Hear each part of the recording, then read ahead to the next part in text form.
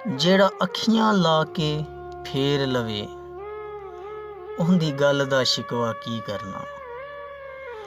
ਗੱਲ ਅੱਜ ਦੀ ਕਰੀਏ ਅੱਜ ਦੇ ਨਾਲ, ਗਈ ਕੱਲ ਦਾ ਸ਼ਿਕਵਾ ਕੀ ਕਰਨਾ।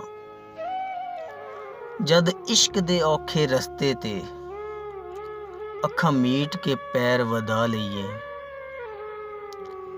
ਫਿਰ ਸੜਦੀ ਰੇਤ ਦਾ ਰੋਣਾ ਕੀ, ਫਿਰ ਥਲ ਦਾ ਸ਼ਿਕਵਾ ਕੀ ਕਰਨਾ। ਚੱਕ ਘੂੰਘਟ ਸ਼ਰਮ ਹਿਜਾਬਾਂ ਨੂੰ, ਛੱਡ ਦਰਸ ਤੇ ਫੂਕ ਕਿਤਾਬਾਂ ਨੂੰ। ਇੱਥੇ ਕੰਮ ਨਹੀਂ ਪੜ੍ਹਨ ਪੜ੍ਹਾਵਣ ਦਾ, ਸਿੱਖ ਚੱਜ ਕੋਈ ਯਾਰ ਮਨਾਵਣ ਦਾ। ਬੁਰੇ ਬੰਦੇ ਨੂੰ ਮੈਂ ਲੱਭਣ ਟੁਰਿਆ, ਬੁਰਾ ਨਾ ਲੱਭਾ ਕੋਈ। ਜਦ ਮੈਂ ਅੰਦਰ ਝਾਤੀ ਪਾਈ, ਮੈਂ ਤੋਂ ਬੁਰਾ ਨਾ ਕੋਈ। ਵੇਖ ਬੰਦਿਆ ਅਸਮਾਨਾਂ ਤੇ ਉੜਦੇ ਪੰਛੀ, ਵੇਖ ਤਾਂ ਸਹੀ ਕੀ ਕਰਦੇ ਨੇ। ਨਾ ਉਹ ਕਰਦੇ ਰਿਜ਼ਕ ਜ਼ਖੀਰਾ, ਨਾ ਉਹ ਭੁੱਖੇ ਮਰਦੇ ਨੇ। ਕਦੇ ਕਿਸੇ ਨੂੰ ਪੰਖ ਪਖੇਰੂ, ਭੁੱਖੇ ਮਰਦੇ ਵੇਖੇ ਨੇ।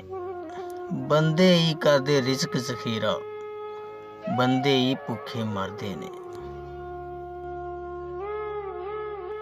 ਰੱਬ ਰੱਬ ਕਰਦੇ ਬੁੱਢੇ ਹੋ ਗਏ, ਮੁੱਲਾਂ ਪੰਡਤ ਸਾਰੇ।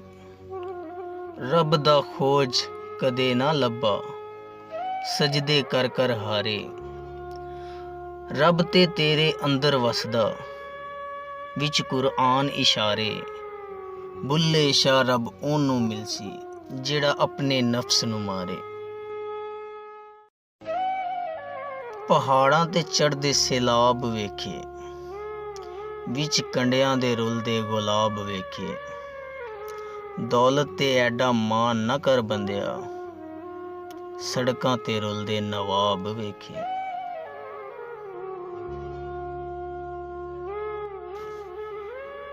ਕੋਈ ਬਣ ਗਿਆ ਰੌਣਕ ਪੱਖੀਆਂ ਦੀ, ਕੋਈ ਛੋੜ ਕੇ ਸ਼ੀਸ਼ ਮਹਿਲ ਚਲਿਆ।